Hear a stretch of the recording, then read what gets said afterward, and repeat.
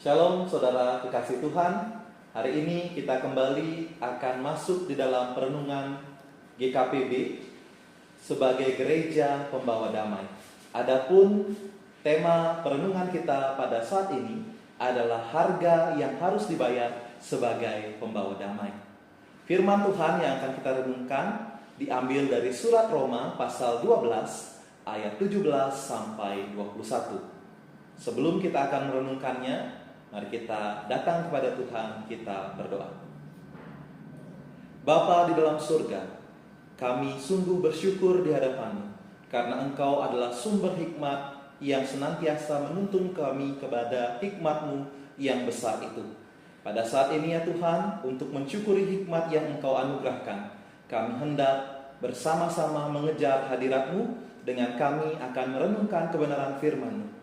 Biarlah Roh Kudus-Mu berkuasa atas kami, sehingga setiap kami dapat dicerahkan oleh Roh Kudus-Mu untuk dapat mengerti dan melakukan kehendak-Mu.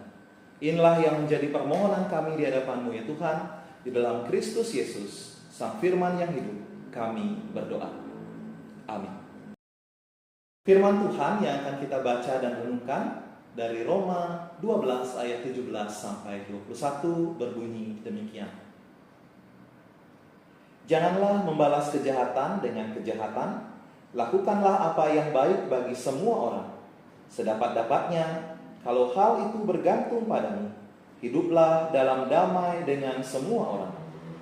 Saudara-saudaraku yang terkasih, janganlah kamu sendiri menuntut pembalasan, tetapi berilah tempat kepada murka Allah, sebab ada tertulis, pembalasan itu adalah hakku. Akulah yang akan menuntut pembalasan, firman Tuhan. Tetapi jika seterumu lapar, berilah dia makan. Jika ia haus, berilah dia minum. Dengan berbuat demikian, kamu membuat dia malu seperti menumpukkan bara api di atas kepalanya. Janganlah dikalahkan oleh kejahatan, tetapi kalahkanlah kejahatan dengan kebaikan.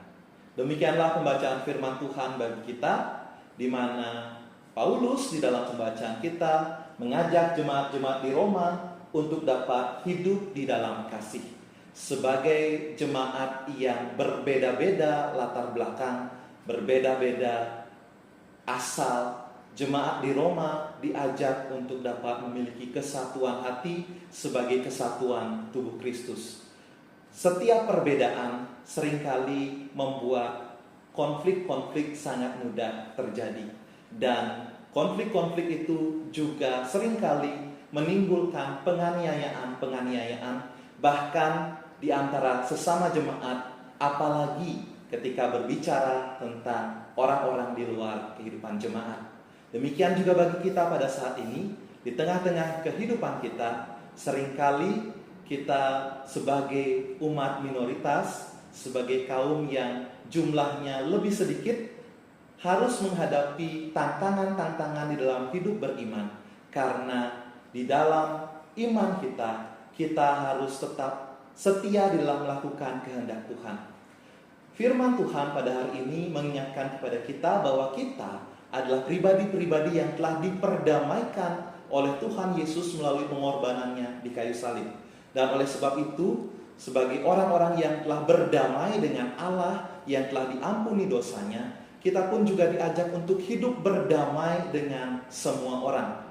Apabila setiap kita memiliki peluang untuk mengupayakan perdamaian, kiranya kita senantiasa mengupayakannya, baik ataupun buruk kondisinya, kita senantiasa diajak untuk dapat hidup damai. Kecenderungan atau naluri kita sebagai manusia, seringkali kita membalas kejahatan dengan kejahatan.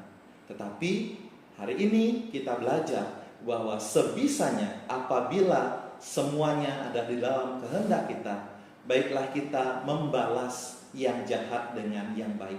Karena memang kita tidak dapat mengontrol sikap orang terhadap kita, tetapi yang bisa kita kontrol adalah bagaimana kita bertindak bagi orang lain. Nah, selanjutnya juga di dalam kehidupan kita belajar bagaimana kita dapat berlaku terhadap mereka yang menganiaya kita. kita diajak untuk dapat terus berbagi kasih, membuat mereka sendiri merasa malu, merasa segan terhadap apa yang kita perbuat. Kristus sendiri tidak pernah berbalik di dalam kebaikan-kebaikan yang ia rancangkan. Ketika ada penolakan, ia selalu melangkah maju, bahkan menghadapi penderitaan. Demikian juga kita sebagai pengikut-pengikut Kristus yang meneladani dia, baiklah kita senantiasa juga mau hidup berdamai, hidup peduli terhadap mereka meskipun kita harus menderita di tengah-tengah kehidupan kita. Biarlah firman Tuhan ini sungguh menjadi sebuah sukacita yang kita senantiasa usahakan untuk kita perbuat di dalam kehidupan kita setiap hari. Mari kita berdoa. Tuhan Yesus yang baik, Sang sumber damai di dalam kehidupan kami, terima kasih untuk pengajaran-Mu, untuk kami sebagai pengikut-pengikut-Mu dapat membawa damai.